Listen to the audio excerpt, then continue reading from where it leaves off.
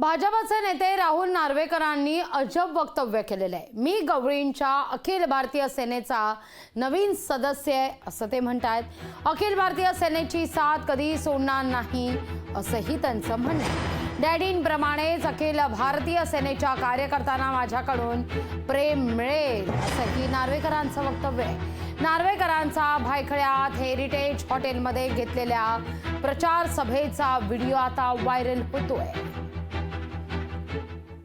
अखिल भारतीय सेनेचा साथ मी कधी सोडणार नाही आणि त्या कार्यकर्त्यांना जे प्रेम गीताताईंकडनं आणि डॅडींकडनं मिळालंय तेच प्रेम माझ्याकडनं पही मिळेल एवढीच आपल्याला आज ग्वाही देतो।